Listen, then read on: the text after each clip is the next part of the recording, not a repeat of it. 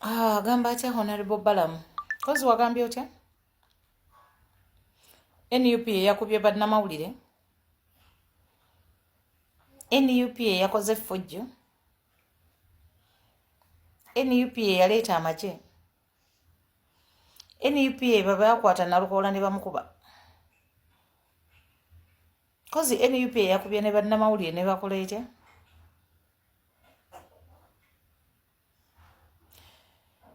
Njagala nsanyukira nnyo buli muntu waba alina ekirungi kyatuuseeko. Naye ate bambi Balamu olinyidde ku City Square.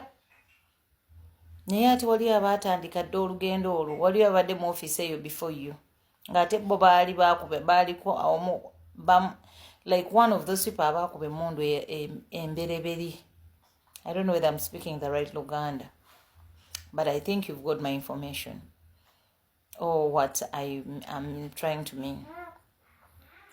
Yesterday I almost cried when I saw a post by Minister Wabavubuka. What he wrote and said that he's so disappointed in National Unity Platform because they're the ones who started the arrogance of the campaigns.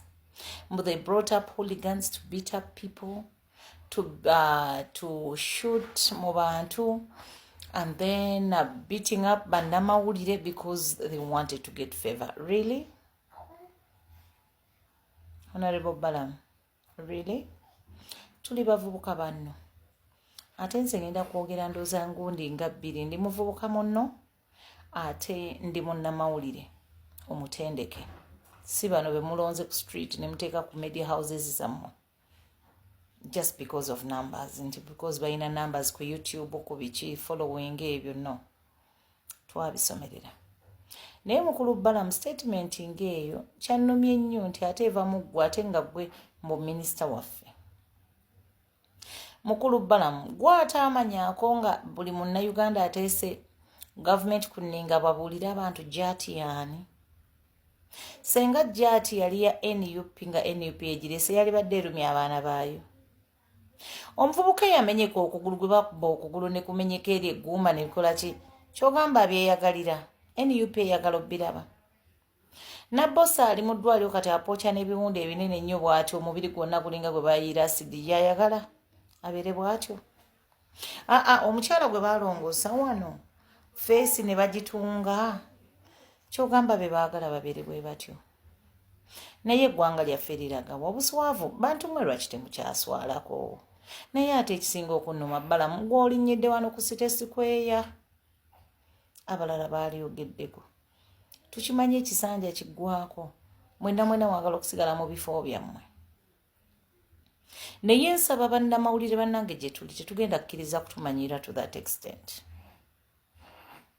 Era ebitongole ebyavuddeyo ebikolagana ne bannamawulire and what have you fenna tuveeyo tulwanyise kana akamanyiro. This is becoming too much. Mutukuba ate ne muvaayo ne muwayiriza abalala nti bwe batukubye. Novaayo n'ogamba nti NUP yatandika obuvuyo. Senga mwaleka Nalukoola n'agenda n'atambula n'ateekayo nominations n'akola campaigns bulungi nnyo biki. Senga mwalabawoko anything. Ebiseera ebisinga nze nate nsanyuka na busanyusa oluusi we mutandika ebintu ng'ebyo. Kuba mwe mwennyini mu abalwanyisa mukama wammwe.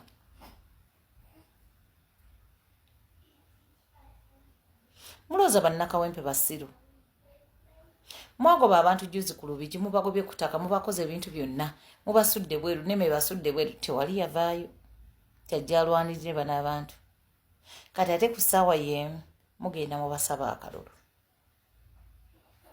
Wano kasasiro w'ekiteezi abantu yababumbulikako ne mbalimba ssente mpaka na leero tezituukangako. Ewaabamu ndowooza abalala baafuna abamu abatonotono. Kisimanyi. Abantu baakaaba wano nga babasenze ku ttaka lyabwe naye nga n'ennyumba ezo mwali muzimanyiiko. They've been there for over 20 years, 15 years, 10 years. Ongamba otya nti oyo omuntu wali tomumanyi. Ne muleta tractor ne zisendawo ne ziyuwa ennyumba z'abantu bantu mmwe. Mwali mulowooza nti bano abantu balina bagamba namukadde akwasiza ku mmere ye. mwalabye ekyavuddeyo mpulira nti mugenda mu kkooti naye temuswala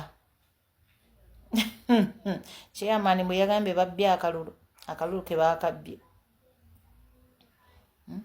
mbu NUP yakoze effujjo NUP yakubye abantu NUP yaleese ezo ennyonyi ze mwalabe zibadde zitambula mu bbanga NUP yaleese mamba byonna ebyo ne mubireeta mu just constituency mu yokka just ka by election kati mu election za 2026 kyekigenda okubeerawo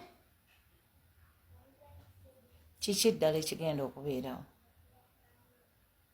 ate ne muvaayo kwegamba nga mukozesa eryanyi oba kiki oba kikamu what may come rain or sunshine kaffe tugenda kawangula koba nakawempe mugenda kawangula kale okitegeera tine we yali badde nze temulina mutima mutwagalako kalulu kokka myaka 40 mukyatu promising to do for us certain things nalabye mugamba nti ne ono mukyala mulungi nnyo abadde muwala wa Nagiri nnyo ono wa Segirinya Nagirinya nga yabadde naye ebbanga okufa tatawe we yafa singa tatawe yali mulamu singa omwana we ayenjera mu famire zikati singa anoonya bamuweerera fees oba yali abisobola temwakomyawo ne mugenda ne wa mukyala Kawuma nti mwagala muzimbira mbuyogera kyoyagala tukolere lwaki naawo lwaki mukikola ebulayo ennaku 2 akalulu kalondebwe naye mmwe abantu kati bategeera temulowooza nti tebategeera mwalidde ssente zammwe mwakozeseza ssente z'omuwi w'omusolo bajeti yabadde nnene nnyo nakitegeddeko nti no buli RDC yabadde abamuwa $3,300 padde ize ennaku eyo wiiki yonna gye babadde awo badde eno badde ekyovola nti balinamu kubba bululu is it $300 padde yes 3 ku 6 that is what I had nemwe mwabaaki abatalaba mazima abatalaba nti abantu bakoowa abantu banyiivu tebalina we bakolera tebalina we basula tebalina we bakola ki nga mujja nti mubasaba ssente mubasaba kalululada ne mugenda musomba abantu ne mubaleetera Museveni wali eri ku gundi mwayi Museveni ne muleetera abantu nga mulaga nti akyayina obuwagizi naye bannange balirayo NRM simanyi oba alya mmere ki era bwe babanga be babbalamu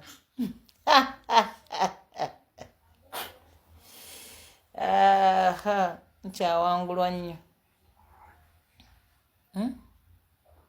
bantu balina obusungu mu mitima gyabwe muzze mubayisizaamu kibooko mukubya abantu mu abductings abantu mukoze mutya kwegamba temubawaddeeyo yadde katiibwa okubanga beesalirawo emmamba muzirese mu polling stations muzze mulese bakifeesi ate balamu gwe watambula ne bakifeesi gwe wajja n'okyankalanya ebintu awo kusaawa esembayo bayingiddeyo basambye obukebe bakoze batya naye Mukama n'agamba nedda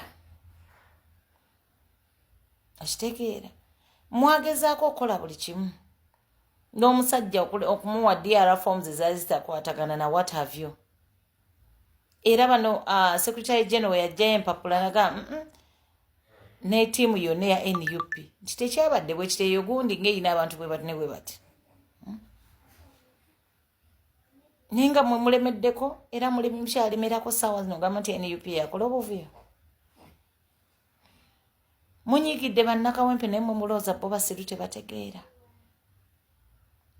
mugaana okukolera abantu ne mugendayo ne mutamanya ddi lwe muneebeetaaga emyaka 40 nga you still promising to do something really for people ebali babagoba erubigi mwali luddawa mwatuulako ko nennema ne mugamba katusooke bannange mulindeemuko tulabe kye tugenda okukolera abantu bano katubanoonyeze we badda kasasiro yabakuba mwali luddawa mwanoonyako nti gye mubazza mwakola you know